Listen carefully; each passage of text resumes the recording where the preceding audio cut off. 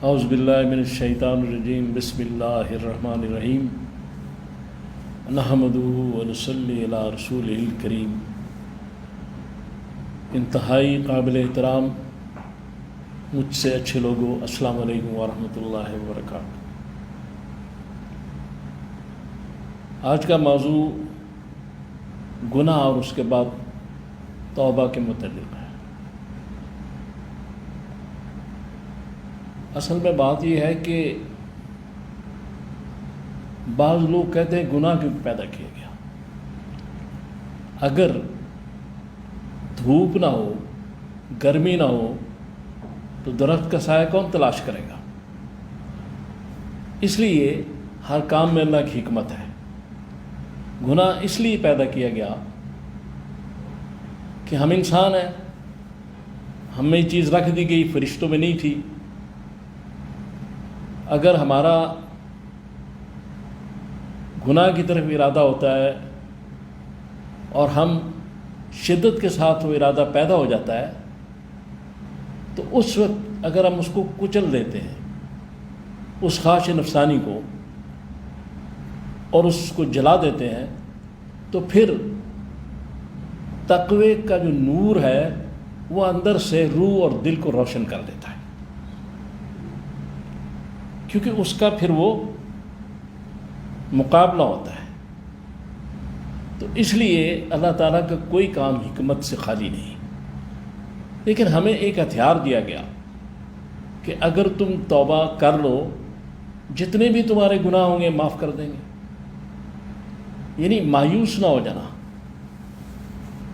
کتابوں میں لکھا ہے کہ ایک بزرگ انہوں نے 70 دفعہ توبہ کی اور پھر گناہ ہو گیا، 71ویں دفعہ ان کی توبہ قبول ہو گئی۔ لہذا نبی علیہ السلام کے علاوہ کوئی بڑے سے بڑا بھی بزرگ ہو، کچھ ہو، گناہ کا خطرہ ہوتا ہے، اس لیے توبہ کا دروازہ رکھا گیا۔ اور اس میں ایک عجیب بات ہے، ابن ماجہ کی حدیث ہے کہ جب شیطان کو مہلت مل گئی قیامت تک، تو حدیث میں لکھا گیا ہے کہ اس نے کہا کہ میں اس انسان کو آخری سانس تک بھٹکاؤں گا، اے اللہ مجھے تیری عزت اور جلال کی قسم۔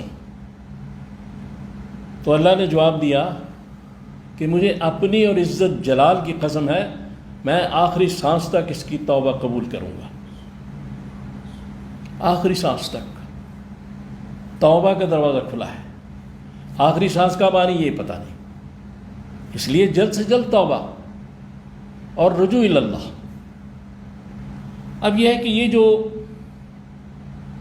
ایسی چیزیں ہیں کہ جس میں ہم سمجھتے ہیں کہ یہ ہم سے گناہ ہو گیا تو پتہ نہیں اللہ معاف کریں گے نہیں کریں گے، نہیں، توبہ کریں۔ اور توبہ کے 3 درجات ہیں کہ پہلے ندامت ہو اس گناہ پہ، پھر اس کو فوراً چھوڑ دیا جائے، اور پھر آئندہ سے عزم کیا جائے کہ میں نہیں کروں گا۔ اب عزم پہ پکا رہنا، اس ارادے پہ پکا رہنا، اس کی توفیق اللہ نے دینی ہے۔ تو اللہ سے دل میں یہ بھی دعا کی جائے کہ یا اللہ آئندہ مجھے تو نے ہی توفیق دینی ہے کہ میں اس وعدے پہ قائم رہوں کہ میں آئندہ یہ کام نہیں کروں گا۔ اب ایک جو حدیث پاک ہے ابن ماجہ کی، اس میں کہا گیا ہے کہ جو شخص گناہ کے بعد توبہ کرتا ہے وہ ایسا ہے کہ جیسے اس نے گناہ کیا ہی نہیں۔ پہلے جو میں نے حدیث بیان کی وہ مسند احمد سے تھی، شیطان والی کہ وہ بہکاتا رہوں گا آخری سانس تک۔ یہ جو حدیث ہے یہ میں نے جو اب بیان کی ہے یہ ابن ماجہ سے ہے۔ اب چیز یہ ہے کہ اگر قرآن کو دیکھا جائے تو سورہ اعراف کی آیت نمبر 48 اور 160 یہ جو آیات ہیں ان میں کہا گیا ہے کہ اللہ تبارک تعالیٰ مشرک کے علاوہ جس کو چاہیں بخش دے اللہ تعالیٰ. تو شرک سب سے سنگین گناہ ہے. گناہ تو باقی بھی ہیں کبیرہ صغیرہ، لیکن شرک جو ہے اس کی اگر زندگی میں معافی نہیں مانگی جائے گی تو آگے اللہ تعالیٰ اسے معاف نہیں کریں گے، اور معافی مانگ کے پھر آدمی توحید پر آ جائے.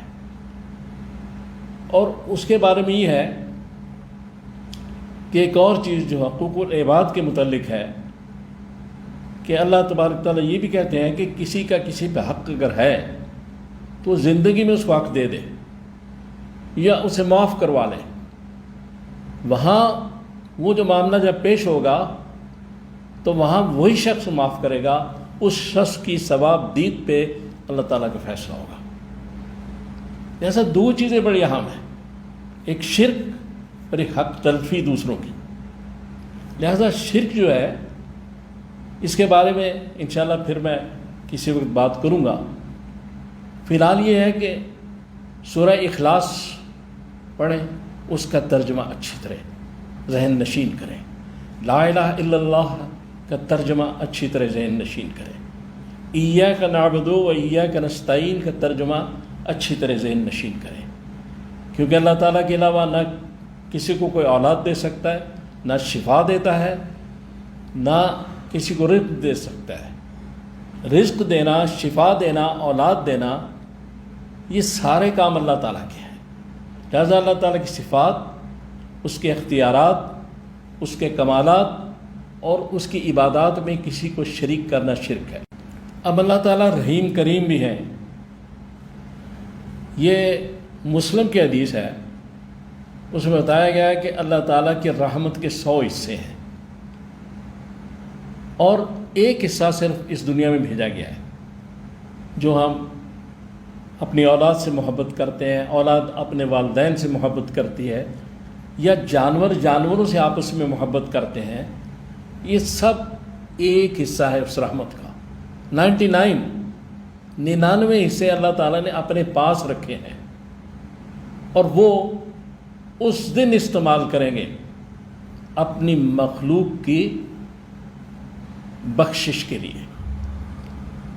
اتنا کرم، اتنی مہربانی اس طرف سے، اتنی رحمتیں، اور ہم اس طرف سے اس کے حصے دار بنا رہے ہیں، اس کے ساتھ شریک ٹھہرا رہے ہیں. سورہ حشر میں کہا گیا سبحان اللہ عما یشرکون، پاک ہے وہ ذات جس کے ساتھ تم شریک ٹھہراتے ہو. تو ان باتوں کا ہم اللہ تعالیٰ سے دعا کریں کہ اللہ تعالیٰ مجھے اور آپ کو توفیق دے کہ میں نے جو باتیں کی ہیں ہم ان پہ عمل کر سکیں. صلی اللہ تعالیٰ علی خیر خلقہ محمد.